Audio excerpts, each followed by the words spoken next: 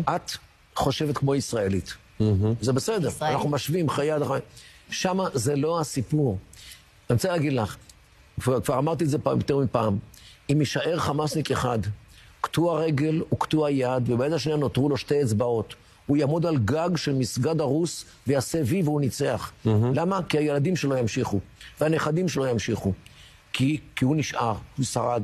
ולכן זה תמימות הניצחון. צריך להבין פה, זה ראש אחר, זה קריטריונים אחרים לניצחון אבל הנה אנחנו רואים, אבל כן חמאסניקים נכנעים. זאת אומרת, יש חמאסניקים שנכנעים. וכמה לא נכנעו?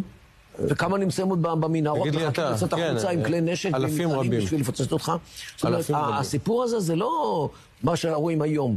פה הם רואים הרבה קדימה. אבל גם אנחנו רואים הרבה קדימה, סליחה. למה אנחנו מדברים על עם הנצח ועל הדרך הארוכה ועל הילדים שלנו שעוד ימשיכו להילחם? האמריקאים ייתנו לך גב לתמיד? האירופאים ייתנו לך גב לתמיד? החברה הישראלית תיתן לך גב לתמיד? אלה השאלות החשובות.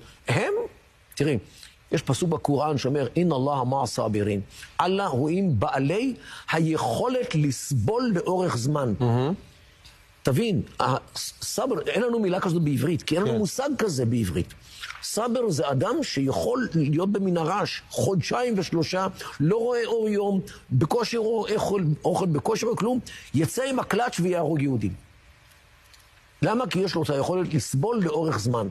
וזה לא ברור עם החברה הישראלית. אז אתה אומר שבעצם הפנטזיה הישראלית שאולי נגיע זה נקודת שבירה של החמאס, שבה החמאס פשוט באמת או ייכנע או יקרוס לתוך עצמו, זו פנטזיה ישראלית שאין בינה לבין המציאות קשר. הם חיים בתוך הבועה הישראלית. הם חיים למען אללה. אללה איתם. הם לוחמי ג'יהאד. אנחנו לוחמי חירות ישראל, ובסדר, אנחנו לא לוחמים מחיל קודש. תראי, יום אחד היה לי ויכוח עם ציפי לבני. הייתי באיזשהו פאנל. ואמרתי לה, פה המרכיב הדתי הוא דומיננטי אצלם. אצלם אללה הוא השחקן העיקרי במשחק, אם הוא לא השחקן היחיד. אצלנו הקדוש ברוך הוא, אם הוא בכלל במגרש, הוא שחקן ספסל. וזה הבדל אדיר מבחינת היכולת הנפשית והיכולת הציבורית והיכולת הגופנית גם, כי יש בזה השלכות פיזיולוגיות על האמונה.